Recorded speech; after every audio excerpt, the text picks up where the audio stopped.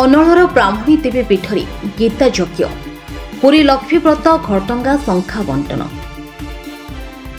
95 ବର୍ଷ ବୟସ୍କ ମୃଦଙ୍ଗ ଗାୟକ ଫକୀରମୋହନ ନାୟକଙ୍କୁ ଉତ୍ତରୀୟ ଦେଇ ସମ୍ମାନିତ। ଅନଳର ବ୍ରାହ୍ମଣୀ ଦେବୀ ପୀଠରେ 12 ବର୍ଷ ଧରି ଅନୁଷ୍ଠିତ ଗୀତା ଯଜ୍ଞର ଉଦ୍ଯାପନୀ କରାଯାଇଛି।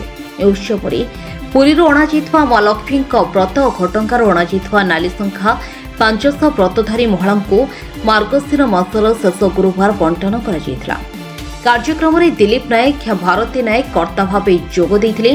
ଅମ୍ବୁଜ ପ୍ରଣାଙ୍କ ନେତୃତ୍ୱରେ ଅନୁଷ୍ଠିତ ଉତ୍ସବରେ ସରପଞ୍ଚ ଶ୍ରୀନିବାସ ବେହେରା, ଜିଲ୍ଲା ପରିଷଦ ସଭ୍ୟ ରମେଶ ଚନ୍ଦ୍ର ସାହୁ, ମୁରବୀ ଅଶୋକ କୁମାର ସାହୁ, ତ୍ରିଲୋଚନ ଓଝା, ହୃଷିକେଶ ସାହୁ, ମନୋରଞ୍ଜନ ମହାପାତ୍ର ଦୁଃଶାସନ ପୃଷ୍ଟି ସକ୍ରିୟ ସହଯୋଗ କରିଥିଲେ। ଚନ୍ଦ୍ର ସାହୁ, ଜିଲ୍ଲା ପରିଷଦ member, zone number 2 Bhuban block. ଆଜି ଆମ ଅନଳ ଗ୍ରାମରେ ମା ବ୍ରାହ୍ମଣୀ ଦେବୀଙ୍କ ପୀଠରେ ଗୀତା ମହାଯଜ୍ଞ ଅନୁଷ୍ଠିତ ହେଉଛି। ଏ କାର୍ଯ୍ୟକ୍ରମ ଆଜକୁ 12 ବର୍ଷ ହେଲା ଅନୁଷ୍ଠିତ ହେଉଛି। ଏହାର ଉଦ୍ୟୋକ୍ତା ଆମର ଅମ୍ବୁଜ ପରିଡ଼ା, ଯିଏକି ଆମ ଗ୍ରାମର ଆଉ କିଛି ଲୋକଙ୍କୁ ବ୍ୟକ୍ତିଙ୍କୁ ନେଇକି ପ୍ରହ୍ଲାଦ ସାହୁ, ବିନୋଦ ସାହୁ, ଅନ୍ୟାନ୍ୟ କିଛି ଲୋକଙ୍କୁ ନେଇକି ଏ କାର୍ଯ୍ୟକ୍ରମ ଆରମ୍ଭ କରିଥିଲେ। ତ ଆମ ଗ୍ରାମବାସୀଙ୍କ ତରଫରୁ ଆମେ ତାଙ୍କୁ ସର୍ବପ୍ରଥମେ କୃତଜ୍ଞତା ଜ୍ଞାପନ କରୁଛୁ ଏବଂ ମାଆଙ୍କ ନିକଟରେ ପ୍ରାର୍ଥନା କରୁଛୁ ତାଙ୍କର ନିରାମୟ ଜୀବନ ହେଉ, ସେ ଦୀର୍ଘ ଜୀବୀ କାମନା କରନ୍ତୁ। ଏବଂ ଏ ସବୁ କାର୍ଯ୍ୟକ୍ରମ ହେଉଛି ଆଜି ଆପଣମାନେ ଦେଖୁଥିବେ, ଏଠି ଯେଉଁ କଥା ଆମର ସରପଞ୍ଚ ମହୋଦୟ କହୁଥିଲେ, ଜାତି ଧର୍ମ ବର୍ଣ୍ଣ ନିର୍ବିଶେଷରେ ଏ କାର୍ଯ୍ୟକ୍ରମ ହେଉଛି। ଆଉ ସମସ୍ତେ ସ୍ୱଇଚ୍ଛାରେ ବହୁତ ଭକ୍ତ ଏଠି ରୁଣ୍ଡ ହେଉଛନ୍ତି। ମାଆମାନେ ସନ୍ଧ୍ୟା ସମୟରେ ଆସି ଏଠି ସମସ୍ତେ ବରତ ନେଇ ଯାଉଛନ୍ତି। ଆଉ ଟିକେ ପରେ ଆପଣ ଦେଖିବେ ପ୍ରାୟ 2000ରୁ 3000 ଶ୍ରଦ୍ଧାଳୁ ଏଠି ପ୍ରସାଦ ସେବନ କରିବେ।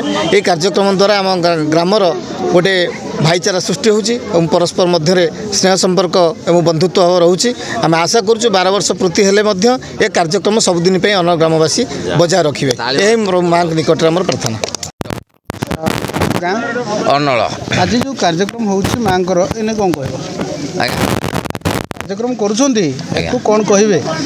ଏଥିରେ ଦେଖନ୍ତୁ, ଆଜିକି ପ୍ରାୟ 12 ବର୍ଷ ହେଇଗଲା ଆମର ଗୋଟେ ଗୀତା ମହାଯଜ୍ଞ ହେଉଛି। ଇଏ ଗୋଟେ ଇତିହାସ। ଯୁଗ ଅନୁସାରେ ଆମ ଜେଜେବାପା ଯେତେବେଳେ ଆମ ଢେଙ୍କାନାଳର ରାସ ପଟ୍ଟନାୟକ ଥିଲେ ସରବରାକାର, ସେଇ ଟାଇମ୍କି ଏଇ ଠାକୁରାଣୀକି ଗୋଟେ ସ୍ୱପ୍ନ କରିଥିଲା। ଆମ ଏରିଆଟା ଥିଲା ସୁକିନ୍ଦା। ଆମର ଢେଙ୍କାନାଳରୁ ପ୍ରତାପ ଯେଉଁ ଆମ ବଡ଼ ରାଜା ଥିଲେ, ବୁଢ଼ା ରାଜା, ସେ ପେଲି ଆଇଲାକୁ ଆମ ଘର ହେଉଛି ପ୍ରକୃତ ଆମର ଆଧିପତ୍ୟ ଖଣ୍ଡୁରୀ।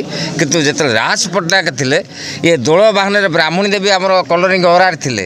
ସେ ପ୍ରତ୍ୟେକ ଠାକୁରାଣୀ ସେ ଘୋଡ଼ାରେ ପରଦିନ ଚାଲିଥିଲେ, ଯାହାଦ୍ୱାରା କି ବହୁତ ଲୋକ ଦେଖିଛନ୍ତି। କଳସ ନାଁ କହୁ ସେ ବାହାରି ପଡ଼ୁଛନ୍ତି।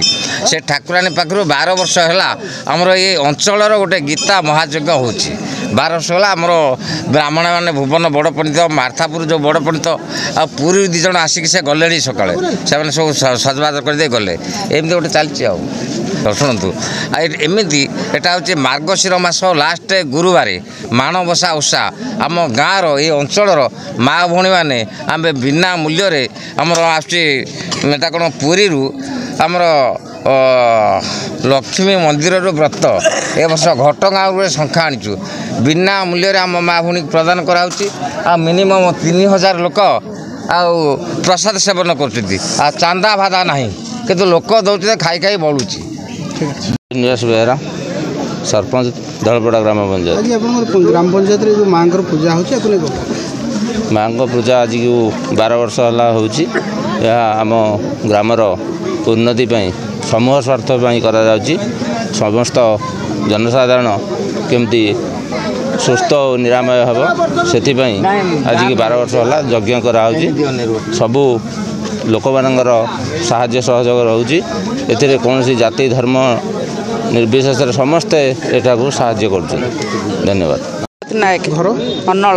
ଆଜି ଯେଉଁ ମାଆଙ୍କ ପାଖରେ ପୂଜା କରୁଛ, କ'ଣ ପାଇଁ? ଆଉ ପୂର୍ବରୁ ଏଟା 10-12 ବର୍ଷର ହେଲାଣି ଯଜ୍ଞ। ଏଟା ଗୋଟେ ଗାଁର ଖୁସି ଆଉ ସମ୍ମାନ ବଢ଼ିବ, ସବୁଥିପାଇଁ ହେଉଛି। ଆଉ ଯଜ୍ଞ ହେଉଛି। ଆଉ ହଁ, ବ୍ରତ ମା' ମାନେ ସବୁ ଆସିବେ, ପ୍ରସାଦ ସେବନ କରିବେ। ବ୍ରତ ଆଉ ଶଙ୍ଖା ନେବେ, ପ୍ରସାଦ ସେବନ ହେବ। ଆନନ୍ଦିତ ହୋଇକି ଖୁସିରେ ସବୁ ଘରକୁ ଯିବେ ପ୍ରସାଦ ପାଇକି। ଆଉ ଚକ୍ରଧର ନାୟକ, ଶଙ୍କର୍ଷଣ ନାୟକ 12 ବର୍ଷ ହେଲା ନିଃଶୁଳ୍କ ରୋଷେଇ ସେବା କରୁଅଛନ୍ତି। 3000 ଶ୍ରଦ୍ଧାଳୁ ପ୍ରସାଦ ସେବନ କରିଥିଲେ। ଶତାଧିକ ମହିଳା ପୁରୁଷ କଳସ ଶୋଭାଯାତ୍ରାରେ ଭାଗ ନେଇଥିଲେ। ପଣ୍ଡିତ ପଦ୍ମନାଭ ମିଶ୍ରଙ୍କ ସହିତ ପୁରୀର ବ୍ରାହ୍ମଣ ଯୋଗ ଦେଇଥିଲେ। ଏ ଅବସରରେ ସ୍ୱତନ୍ତ୍ର ଅତିଥି तृप्ति पाठागार अध्यक्ष पूर्णचंद्र साहू पक्षर ग्रामर 95 वर्ष वयस्क मृदंग गायक फकीर मोहन नाईक को उत्तरीय दे सम्मानित कर ढेंकानाल ईश्वर राउत रिपोर्ट न्यूज 88 ओडिशा।